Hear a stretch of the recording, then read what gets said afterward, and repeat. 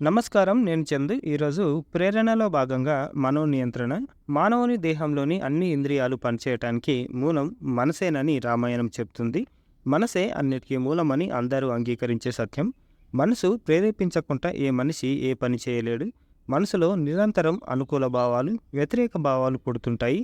అందుకే మానసిక తత్వవేత్తలు మనసు సంకల్ప, వికల్పాత్మకమని నిర్వచించారు. అనుకూల, వ్యతిరేక భావాలు నిరంతరం పుడుతుంటే మనిషి చేయవలసింది ఏమిటి అంటే తన విచక్షణ జ్ఞానంతో మనసును వ్యతిరేక భావాల నుంచి మరలించి అనుకూల భావాల వైపు నడిపించాలి.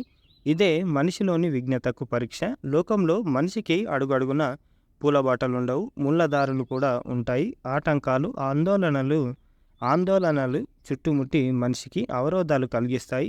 అలాంటి స్థితిలో మనిషి తన మనసును పెడదారులు పట్టకుండా చూసుకోవాలి. చీకట్లు అలుముకున్న రాత్రి నుంచే వేకువజాములో వెలుగులు పుడతాయనే సంగతి మరవవద్దు. కష్టాల కడలిలో ప్రయాణిస్తున్నప్పుడు యుక్తిగా ఆ అగాధ జలనిధి నుంచి ఒడ్డుకు చేరే ఉపాయాన్ని ఆలోచించాలి. దీనమైన మనసులో ధైర్య రసాయనాన్ని నింపాలి. దానికి మనోనియంత్రణ ఎంతో అవసరం. కష్టాల్లోనే కాదు, సుఖాల్లోనూ మనసు పెడదారి పడుతుంది. కష్టాల నుంచి గట్టెక్కలేమని భావించినప్పుడు ఆత్మహత్య శరణ్యం అనిపిస్తుంది. ఇలాంటి ఆలోచన మానవులకే కాదు, దైవాంశ సంభూతులైన అవతార పురుషులకు కూడా కలుగుతుందనడానికి రామాయణమే ఉదాహరణ.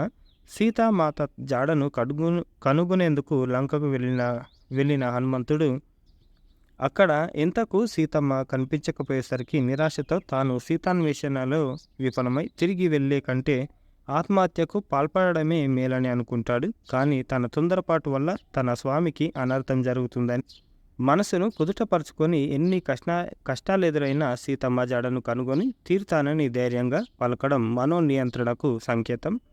నిరాశ, నిస్పృహలు మానవ మాతృలకే కాదు, దేవతలకు కూడా కలుగుతాయి. లోక కంటకులైన రాక్షసుల వల్ల ఇంద్రాది దేవతలకు ఆపదలు తప్పలేదు. అలాంటి సందర్భాల్లో త్రిమూర్తులైన బ్రహ్మ, విష్ణు, మహేశ్వరుడు దేవతలకు మనోధైర్యం చెప్పి అనుకూల కాలం వచ్చేదాకా వేచి ఉండాలని చెప్పిన సంఘటనలు మనోనియంత్రణకు మార్గాలుగా కనిపిస్తాయి. సృష్టిలో ఏ జీవి మరో జీవికి పుట్టుకతోనే మిత్రుడు కాదు, శత్రువు కూడా కాదు.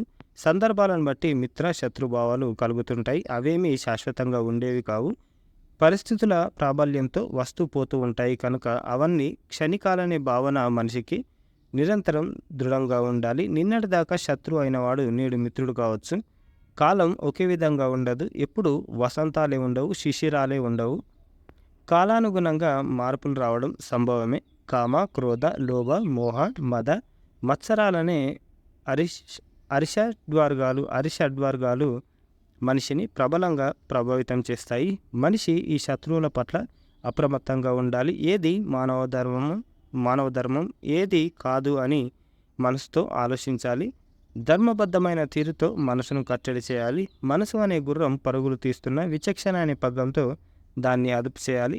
దారి తెన్ను లేకుండా పరుగులు తీస్తే పతనం అంచుల్లోకి జారకముందే పగ్గాలు వేసి అదుపు చేస్తే అపాయాన్ని దాటవచ్చు.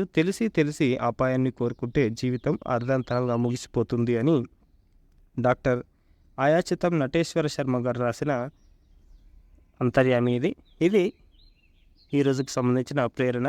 మనోనియంత్రణ లేకపోతే జీవితం భ్రష్టు పట్టిపోతుంది. కాబట్టి మనం మనోనియంత్రణలో ఉంటే బాగుంటుంది అనేది దీని సారాంశం. ఇది ఈ రోజుకు సంబంధించిన ఆర్టికల్. లైక్ చేయండి, షేర్ చేయండి, సబ్స్క్రైబ్ చేయండి. Thank you. ధన్యవాదాలు.